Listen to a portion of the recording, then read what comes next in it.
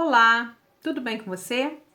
Mais uma vez, a pedido do pastor Antônio e da diaconisa Fatinha, eu estou aqui para dividir com vocês uma palavra que Deus tem ministrado no meu coração. O texto que vamos ler está no livro de Marcos, capítulo 5, versículos do 21 ao 34. E o texto diz assim: Tendo Jesus voltado de barco para outra margem, uma grande multidão se reuniu ao seu redor, enquanto ele estava à beira do mar. Então chegou ali um dos dirigentes da sinagoga, chamado Jairo. Vendo Jesus, prostrou-se aos seus pés e lhe implorou insistentemente: Minha filhinha está morrendo. Vem, por favor, e impõe as mãos sobre ela, para que ela seja curada e que viva. Jesus foi com ele.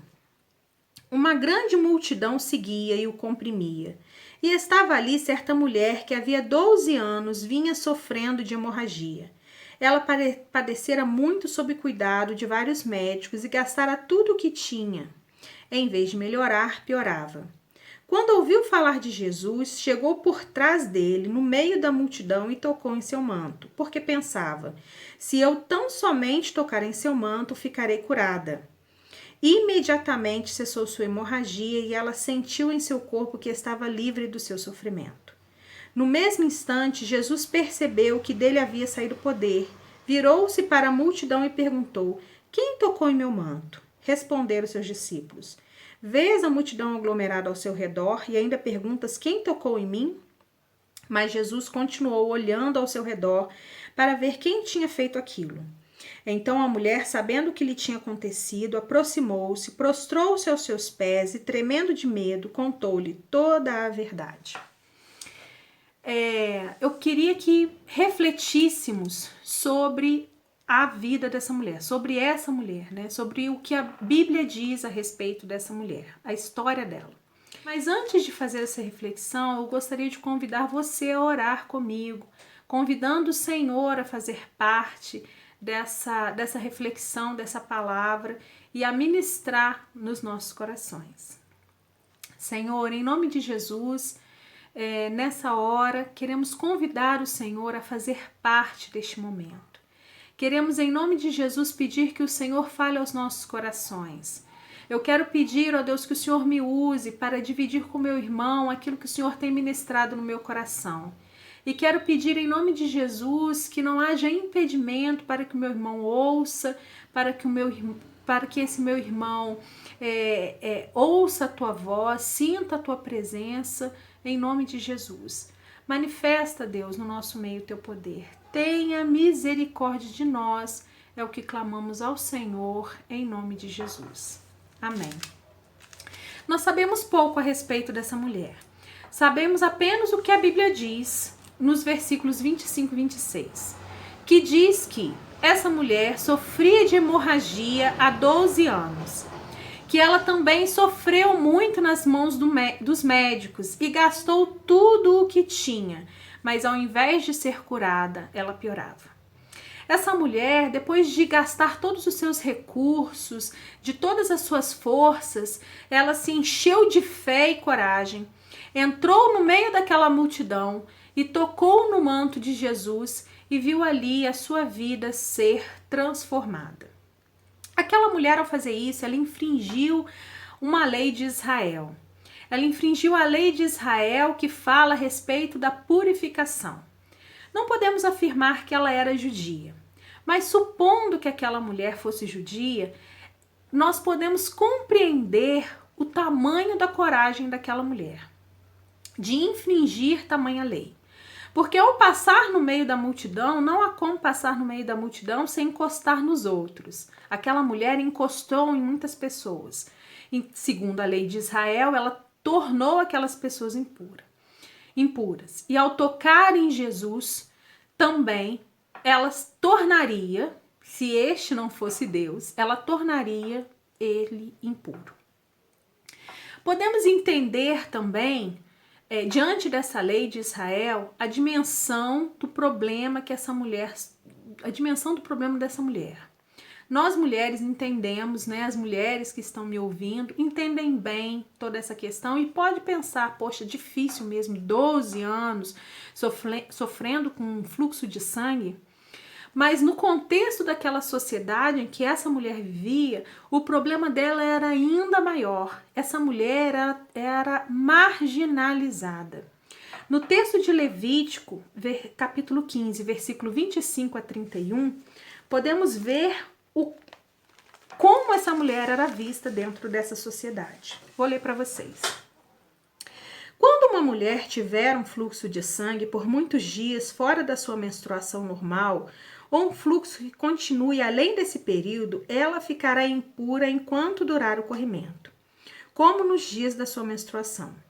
Qualquer cama que ela se deitar enquanto continuar o fluxo estará impura, como acontece com a sua cama durante a menstruação. E tudo que ela se sentar estará impuro, como durante a sua menstruação. Quem tocar em alguma dessas coisas ficará impuro, lavará suas roupas e se banhará com água e ficará impuro até a tarde. Quando sarar do seu fluxo, contará 7 dias e depois disso estará pura. No 8º dia pegará 2 rolinhas ou 2 pombinhos e os levará ao sacerdote, à entrada da tenda do encontro. O sacerdote sacrificará um como oferta pelo pecado e o outro como holocausto.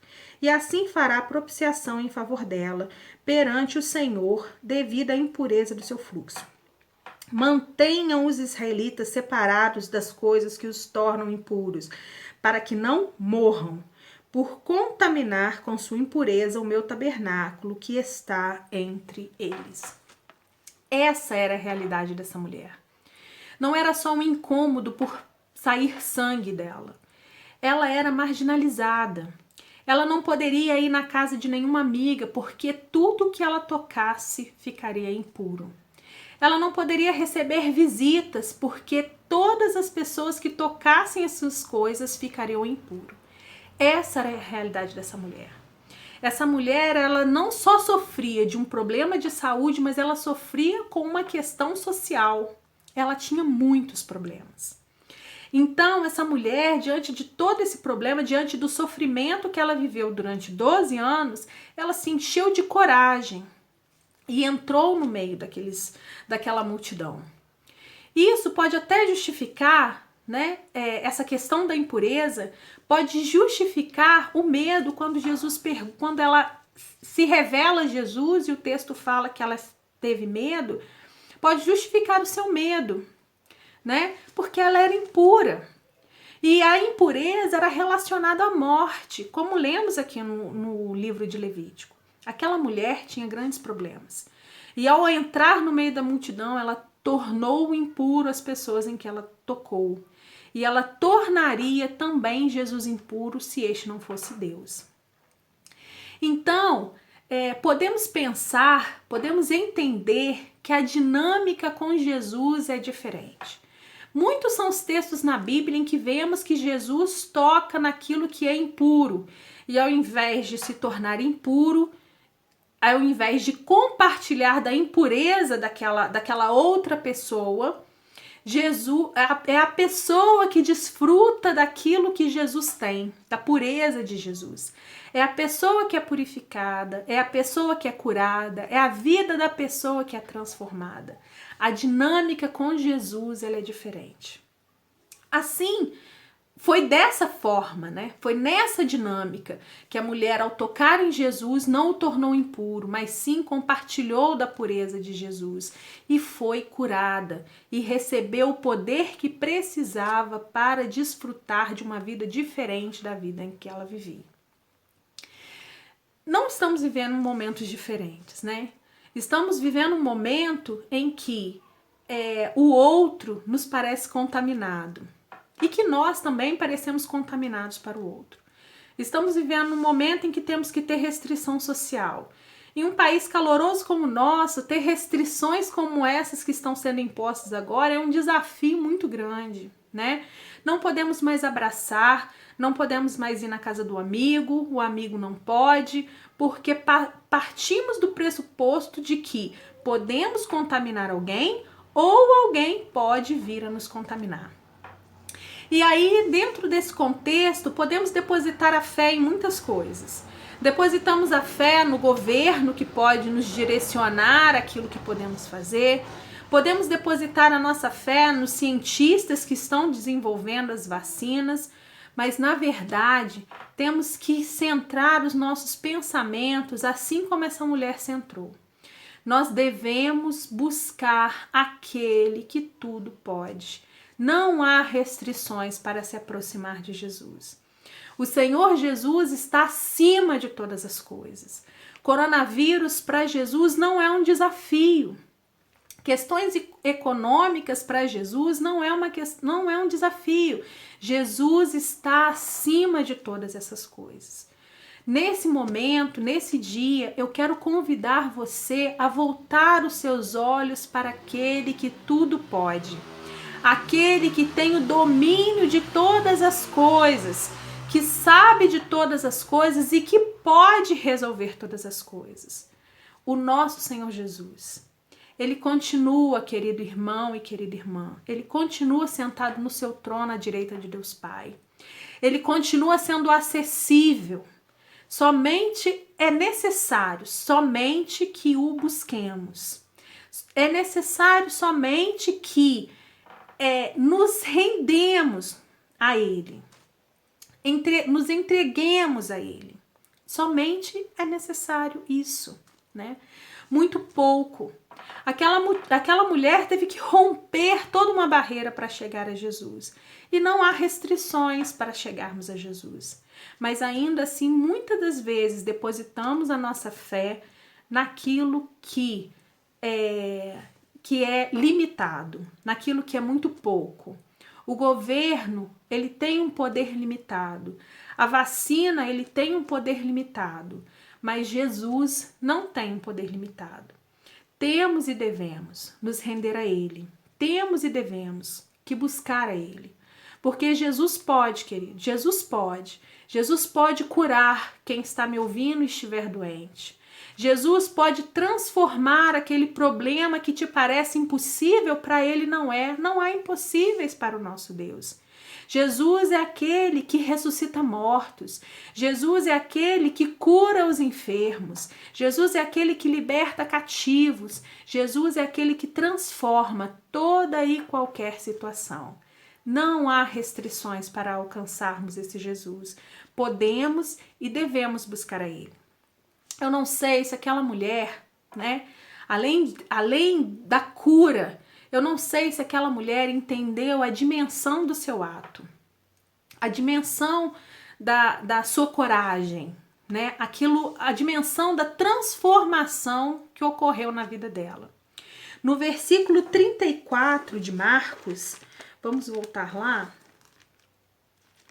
No versículo 34 do capítulo 5 de Marcos, diz que, olha só comigo, diz que depois que ela contou a Jesus, Jesus fala assim para ela: filha, a sua fé a curou. Em algumas traduções diz: filha, a sua fé a salvou. Aquela mulher, além da cura que ela buscava, ela recebeu algo que é muito maior do que a cura. Aquela mulher, ela recebeu a salvação. Isso nos mostra, irmãos, que nós devemos buscar ao Senhor não somente por aquilo que Ele pode nos dar. Isso nos mostra que devemos buscar o Senhor por aquilo que é eterno. Porque muito mais do que a cura, que é algo passageiro, muito mais do que aquela bênção que é algo passageiro, eu digo que é passageiro porque a nossa vida é passageira, nós devemos buscar o Senhor porque Ele tem um propósito maior para a nossa vida, que é nos dar a vida eterna. Muitas pessoas estão morrendo. E muitas pessoas não estão morrendo de coronavírus. Muitas pessoas estão morrendo por situações diversas, né? Por situações diversas, muitas pessoas estão morrendo sem aquilo que é mais precioso, que é a salvação, que é a graça da vida eterna. Irmão, minha irmã, não perca tempo. Aproveite esse tempo em que estamos em casa. A porta dos céus não está fechada. Apesar de não podermos nos reunir com as pessoas que amamos, não podermos estar dentro da igreja, não devemos esquecer que as portas dos céus não estão fechadas. Os ouvidos do nosso Senhor Deus não estão tampados. Ele ouve a nossa oração. Devemos clamar a esse Deus maravilhoso, que nos ama incondicionalmente, que enviou seu Filho amado para que mais do que bênçãos passageiras, veio para nos dar a vida eterna. Devemos buscar a esse Deus, devemos nos render a esse Deus, devemos entregar a nossa vida a Ele para que possamos desfrutar da graça da vida eterna. Não tenha medo, meu irmão. Não tenha medo dos desafios que você está passando. Não tenha medo de todas as limitações que estamos vivendo. Confie naquele que tudo pode. Tenha coragem, né? Se encha de fé e coragem e vá em busca daquele que tem para você mais do que bênçãos momentâneas, mas tem a vida eterna. Essa é a palavra que vim dividir com vocês nesse dia, desejando imensamente que o Senhor nos ajude no desafio de romper a nossa rotina nossa rotina de trabalho, de dona de casa, para que a gente vá em busca do nosso Senhor Jesus, para que a gente se concentre nele, para que a gente possa então desfrutar daquilo que ele tem para nós.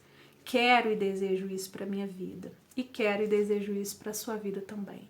Que o Senhor Jesus te abençoe e te dê a fé, em nome de Jesus, e a sabedoria para buscá-lo de todo o seu coração, para aproveitar e buscar o Senhor enquanto podemos achá-lo.